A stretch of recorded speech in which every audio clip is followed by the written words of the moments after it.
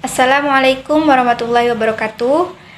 Saya Wardah Isabella Putri dari Universitas Unzah, Prodi PAI 2D. Di sini saya akan menjelaskan tentang apa sih metode audiolingual itu. Baik, sebelum ke pembahasan, mari kita pahami apa sih metode audiolingual itu.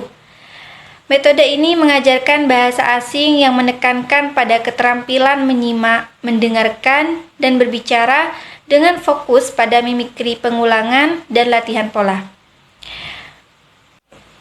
Baik, untuk lebih jelasnya, metode audiolingual adalah pendekatan pengajaran yang efektif untuk meningkatkan kemampuan berbicara dan mendengarkan mahasiswa, terutama dalam konteks pendidikan agama Islam. Dengan menggunakan materi audio dan latihan percakapan, metode ini dapat membantu mahasiswa mengembangkan kemampuan komunikasi yang efektif dan meningkatkan pemahaman tentang nilai-nilai Islam. Metode audiolingual dapat menjadi salah satu pendekatan yang efektif dalam pembelajaran PAI untuk meningkatkan kemampuan berbicara dan mendengarkan mahasiswa. Oke, kelebihan dari metode audiolingual itu yang pertama, efektif dalam meningkatkan kemampuan menyimak dan berbicara.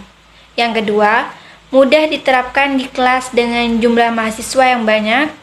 Dan yang ketiga, memotivasi mahasiswa untuk belajar bahasa asing melalui latihan yang interaktif.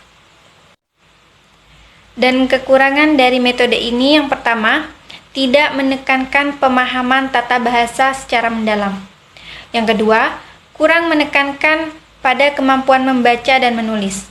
Dan yang ketiga, mahasiswa mungkin kesulitan dalam beradaptasi dengan metode ini jika tidak terbiasa dengan latihan mimikri dan pengulangan.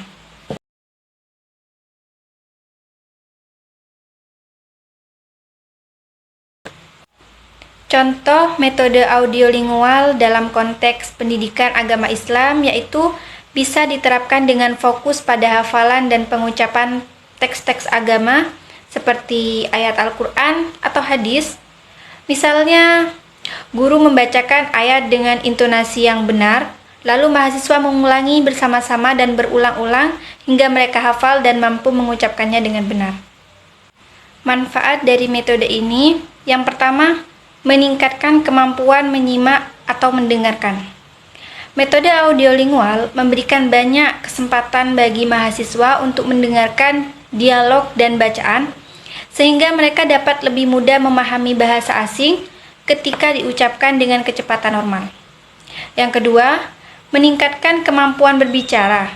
Melalui pengulangan dan latihan, mahasiswa dapat berlatih berbicara dengan pengucapan yang benar dan tata bahasa yang tepat, sehingga mereka menjadi lebih percaya diri dalam berkomunikasi. Ketiga, memahami struktur bahasa. Metode ini membantu mahasiswa memahami pola kalimat dan struktur bahasa yang digunakan dalam bahasa yang dipelajari, sehingga mereka dapat membuat kalimat yang lebih logis dan sesuai dengan tata bahasa. Yang keempat, meningkatkan kemampuan mengingat. Pengulangan dan latihan dalam metode audiolingual membantu mahasiswa mengingat materi pelajaran yang lebih baik. Yang kelima, mengembangkan kebiasaan berbahasa yang baik. Dengan terus-menerus mendengarkan dan mengulang dialog, mahasiswa dapat mengembangkan kebiasaan berbahasa yang baik, termasuk cara mengucapkan kata-kata dan merangkai kalimat dengan benar. Yang terakhir, mempercepat proses pembelajaran. Metode ini dapat membantu mahasiswa mempercepat proses pembelajaran karena mereka dapat langsung berlatih menggunakan bahasa yang dipelajari sejak awal. Oke, kesimpulannya, metode audiolingual dapat menjadi pilihan yang efektif untuk meningkatkan keterampilan menyimak dan berbicara dalam pembelajaran bahasa asing, terutama bagi mahasiswa yang lebih suka belajar melalui pendengaran, praktek. Namun, penting untuk mempertimbangkan kelebihan dan kekurangan metode ini sebelum menerapkannya di dalam kelas. Baik, mungkin itu saja yang bisa saya jelaskan dan saya jabarkan tentang metode audiolingual ini. Jika ada salah kata, mohon maaf sebesar-besarnya. Oh ya, sebelum saya tutup materi ini, ayo kita kembangkan metode audiolingual menjadi lebih kreatif dan interaktif. Karena ini dapat dicapai dengan memanfaatkan teknologi, inovasi dalam kegiatan pembelajaran, dan pendekatan yang lebih menarik bagi mahasiswa. Mungkin itu saja. Mohon maaf jika ada salah kata. Wassalamualaikum warahmatullahi wabarakatuh.